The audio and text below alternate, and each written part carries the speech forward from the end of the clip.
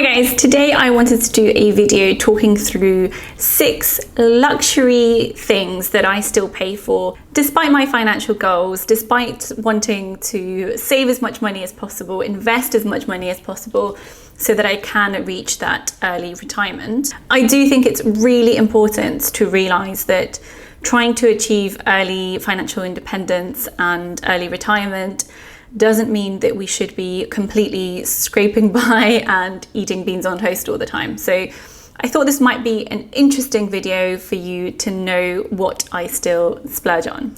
So without further ado, let's jump straight in. The first luxury thing that I still spend money on, and I don't think I will ever give up, is massages. So I am a massive fan of getting a massage. I think it's one of the best things that you can do for yourself. It is really relaxing, and most importantly, it's really good for your health. So it helps drain your lymphatic system and it gets the knots out of your muscles. And because I'm quite a stressy person, and obviously if you've followed me for a while, you know how much I do and that I don't get much time off. So pretty much every time I get a massage, the lady's always like, oh my God, like your back has so many knots in it. And it's because you actually hold stress in your shoulders and like your upper back.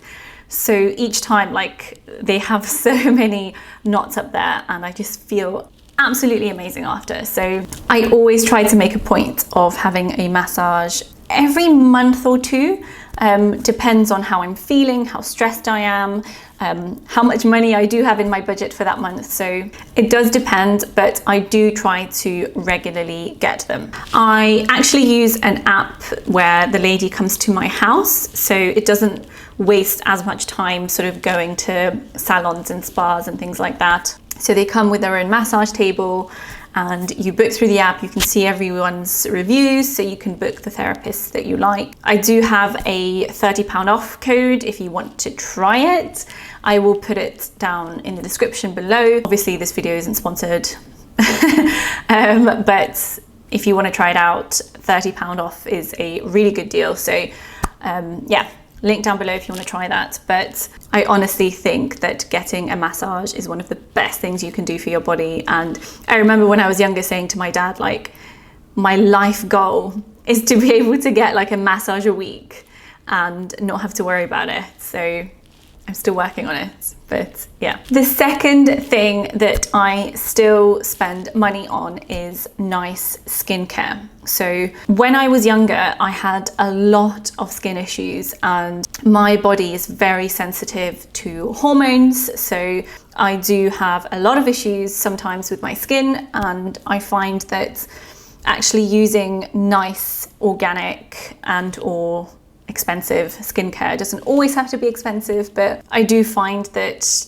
the more expensive stuff, I do see a better difference. That doesn't make sense. You know what I mean? I do see improvements in my skin. So under that wrapper, I will also include like treatments for my skin. So I had like a few lasers, and I'm still planning to get a few more when I go to Poland, because it's a lot cheaper there. But having nice skin makes you feel better, especially, well, I'm obviously on camera, but it is one of the first things people see when they meet you is your face. So I think that it's one of those things that makes me feel happy and makes me feel good and confident. So it is one of those things that I won't skimp on. So I found some really good products. For example, Clinique, I absolutely love them. So the third luxury thing that I still spend money on is holidays.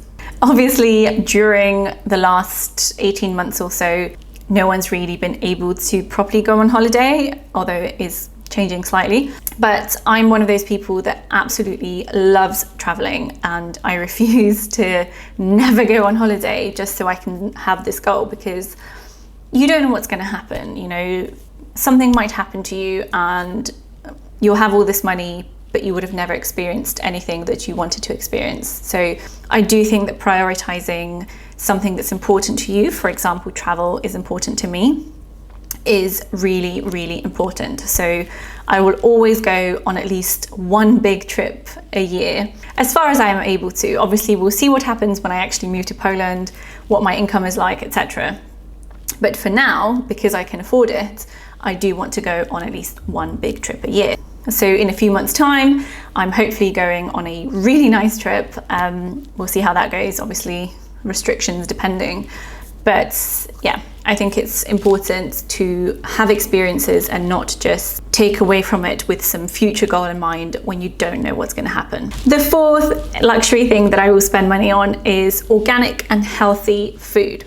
So not everything I buy is organic. I am not one of those people. But I do try to, for example, with the items that are on the Dirty Dozen list, where they absorb more pesticides, etc., I try to go for organic where I can, and I do spend money on healthy food because I do think that when you eat better, you feel more productive, you feel happier, you sleep better.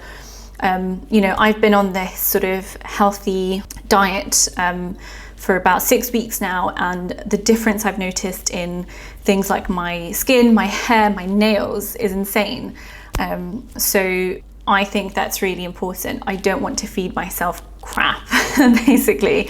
So that is something that I will always spend money on. And yes, I will do things like a £20 food challenge, for example, just to maybe challenge myself and boost my savings and something like that. But on the whole, generally, I would rather spend a bit more money and eat healthy stuff. Your body is a temple and all that jazz. Now, the fifth luxury thing that I will still spend money on is having a cleaner. And this may or may not be quite a controversial one.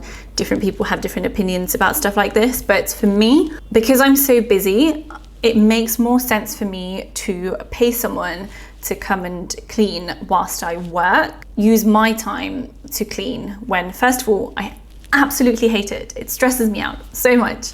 And secondly, I could use that time to do things that make me more money. So things like making videos, working on growing my business. And I remember reading something, I can't remember what it was. I can't remember what book it was, but maybe it wasn't a book. Anyway, it doesn't matter. Seeing, hearing, reading something that basically said, it's a good idea to outsource things that will cost you less than what you would make per hour if you were doing something else, because then you're still making more money during the process. I found that my mental health is so much better when I have someone coming to clean. I don't spend a lot of money on it. My flat is quite small, so I only have someone come once a week for 2 hours, which does not end up being a lot of money at all. And my house is always clean and I feel better. And yeah, I remember once talking to a director who'd been married for a really long time, and I think someone asked, you know, what's the secret to such a long, happy marriage, etc. And it was really funny, and I didn't quite understand it at the time because this was a long time ago, but his answer was literally get a cleaner. So it makes sense now. It stops you arguing over who's going to clean what, etc. And it just helps. So pearl of wisdom there. Now, the sixth and final thing that I wanted to mention that I still spend money on is something that I cut out in the past to save money. But this was when I was really trying to pay off my debt and everything. I've gone back to it now because I've realized that it's something that I value. It's something that actually makes me happy and makes me stick to exercising. And it's the gym. It's a gym membership. It's not an expensive one. I don't pay a lot for it, but I find I'm one of those people that just can't have much motivation to work out at home. And as much as I've tried running, I've tried doing workouts at home, etc. I was able to do it, but not nearly as much as I would if I was going to the gym and not feeling as motivated or good. So I decided to start my gym membership again when I was able to, when they reopened. And I'm quite happy to pay it for now because I think when I move to Poland, I don't have any gyms near me. So I want to try and make the most of actually having one. So yeah, I made that decision. I just realized that working out at home wasn't giving me what I needed and I wasn't feeling as good from it. So yeah, that was a decision for my health as well. Right, that's it. I want to know what luxury items you still pay for despite your financial goals, and why you've chosen to spend money on those things. Are they very different from mine? I'd love to know. So let me know in the comments below. Otherwise, I will see you in the next video. Bye.